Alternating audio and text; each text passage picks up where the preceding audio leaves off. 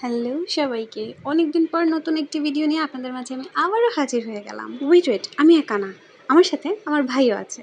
আমরা ঠিক সকাল 7টায় বাসা থেকে বের হই। এখন আমরা দুইজন এখানে টুকটুক টুকটুক টুকটুক টুক করে করে হাঁটতে হাঁটতে হাঁটতে হাঁটতে হাঁটতে হাঁটতে মেন রোডের দিকে যাচ্ছি। আমরা যেহেতু বাড্ডার সাইডে থাকি, তাই বাড্ডা থেকে কিভাবে যেতে সহজ হবে এবং কিভাবে যাবেন সেটা আমি আজকে এই ভিডিওতে দেখাবো এবং বলে দিব। সেই সাথে আপনারা কিভাবে কোথা থেকে মামার বাস পেয়ে যাবেন। আমরা যেহেতু বাড্ডা থাকি, তাই আমাদের গুলিস্তান দিয়ে গেলে খুব সহজ হয় এবং কম সময়ে যাওয়া যায়। আপনাদের সাথে কথা বলতে বলতে আমরা অলরেডি মেন রোডে চলে এসেছি। বাড্ডার দিক যারা থাকেন তারা ভিক্টর বা আকাশে যাবেন গুলিস্তান পর্যন্ত। আপনারা যারা বাড্ডা থেকে যাত্রাবাড়ি হয়ে মাওয়া যেতে চান তারা রায়দা কিংবা তুরাগ বাসে যেতে পারেন। দেখুন ভিডিওর চক্করে আমরা বাস মিস করে ফেললাম। বাস মিস করার ঠিক কিছুক্ষণ পরেই আবারও বাস চলে আসে। ইনফ্যাক্ট আমরা দূর থেকে এর জন্য ভিডিও করছিলাম যাতে এবার বাস কোনোভাবেই মিস না হয়। তো ফাইনালি বাসে উঠে গেলাম। বাসে ওঠার পরপরই সাথে সাথেই সিট পেয়ে যাই। অফকোর্স যেহেতু ফ্রাইডে, রাস্তাও খালি, বাসও খালি। ফ্রাইডে যাতায়াত করার মজাই আলাদা, কোনো জ্যাম নেই, কোনো কিছু না, একদম শান্তি। কথা বলতে বলতে ফ্লাইওভারে উঠে গেলাম।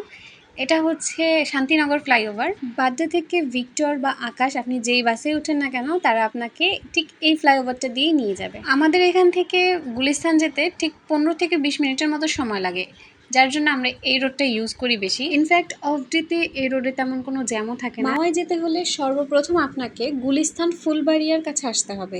এখান থেকে মাওয়ার বাস আপনি খুব সহজেই পেয়ে যাবেন। ঢাকার যে কোনো প্রান্ত থেকে আপনি মাওয়া যেতে চাইলে অবশ্যই আপনাকে সর্বপ্রথম ফুলবাড়িয়া গুলিস্তানের দিকে আসতে হবে। কথা বলতে বলতে আমরাও গুলিস্তান ফুলবাড়িয়ার মাওয়ার বাস স্ট্যান্ডে পৌঁছে গেলাম।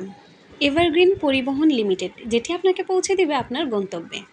আপনাদের সুবিধার্থে আমি বাস স্ট্যান্ডের লোকেশনও দেখিয়ে দিচ্ছি। ফুলবাড়িয়া মার্কেটের ঠিক অপোজিটে হানিফ ফ্লাইওভারের নিচে এভারগ্রিন পরিবহন লিমিটেডের বাস কাউন্টারটি আপনি পেয়ে যাবেন। এখন আমরা গাড়িতে উঠে বসলাম, গাড়ি ছাড়ার অপেক্ষা, দেন আমরা পৌঁছে যাব আমাদের গন্তব্যে। কথা বলতে বলতে বাসটি মাওয়ার উদ্দেশ্যে রওনা দিল। আপনি যখন মাওয়া ফ্লাইওভারে থাকবেন চেষ্টা করবেন পরিবেশটা উপভোগ করার, কারণ ক্লান্তি ভুলে একটু ঘুরে আসা মানেই মনের জানালায় হাওয়ার ছোঁয়া, নতুন উদ্যমে বাঁচার অনুপ্রেরণা। তাই চেষ্টা করবেন পরিবেশটা উপভোগ করার। এই ভিডিওটা করার সময় আমার ভাই আমাকে বলছিল যে আমার ভিডিওটা একটু অ্যাড করে দিও। এখন বেচারা আমার ক্যামেরাম্যান, প্লাস বেচারা আমাকে অনেক হেল্প করতেছে, তাই ভাবলাম যে ওর একটা ভিডিও অ্যাড করে দিই।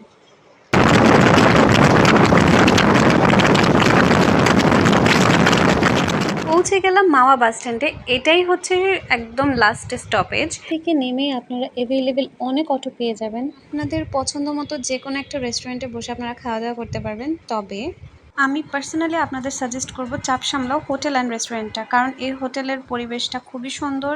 এটা থেকে পদ্মার ভিউ দেখা যায়, খুবই ভালো লাগবে আপনাদের। তাই আপনাদেরও এটা আমি একটু সাজেস্ট করলাম যে আপনারা চাইলে যে একটু দেখে আসতে পারেন। আর এই রেস্টুরেন্টের লোকেশনটা হচ্ছে 3 নং ফেরিঘাট। মাওয়া বাস স্ট্যান্ডে নেমে যে কোনো অটোরিকশাকে বললেই হবে 3 নং ফেরি, আপনাকে তারা একদম রেস্টুরেন্টের সামনেই নামিয়ে দিবে। দেন আমরা ঘাটে একটু ঘোরাঘুরি করে চলে গেলাম আমাদের রিলেটিভদের বাসায়। হ্যাঁ, মাওয়াতে আমাদের রিলেটিভ আছে, তো আমরা তাদের বাসায় চলে যাই। ইনফ্যাক্ট সন্ধ্যার দিকে দেন আমরা একটু ঘুরতে বের হই। পদ্মার সন্ধ্যার ভিউ খুব শান্ত একটা পরিবেশ, মানে হচ্ছে একটা শান্তি, আলাদা একটা শান্তি অনুভব করা যায়। অফ ডেতে অবশ্যই এখানে অনেক কোলাহল থাকবে, কিন্তু আছে না একটা মনের ভেতর থেকে যে শান্তি। নদীর পাড়ে বসে আপনি অনুভব করবেন সন্ধ্যা নামে নদীর তীরে, ঢেউ খেলায় নীরব নীরে, প্রকৃতির এই স্নিগ্ধ রূপ, মন ভরে যায় সুখের স্রোত। প্রকৃতির রূপ পরিবর্তনের সাথে সাথে যেন মনে হয় আমার সকল ক্লান্তি প্রকৃতি তার সাথে নিয়ে গেছে। সেই সাথে আরেকটি কথা, অবশ্যই নদী দেখতে দেখতে হাতে 1 কাপ চা নিয়ে নেবেন। জাস্ট বেস্ট একটা কম্বিনেশন হবে। আপনার এক হাতে চা আর সামনে হচ্ছে ঢেউ।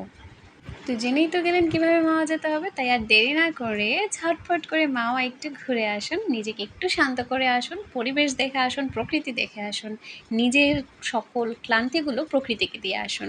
আজ এই পর্যন্তই। আশা করি সকলের ভিডিওটি ভালো লেগেছে এবং সকলেই অবশ্যই মাওয়া ঘুরতে যাবেন নিজের ক্লান্তিগুলো প্রকৃতিকে দিতে। ধন্যবাদ সবাইকে, আল্লাহ হাফেজ।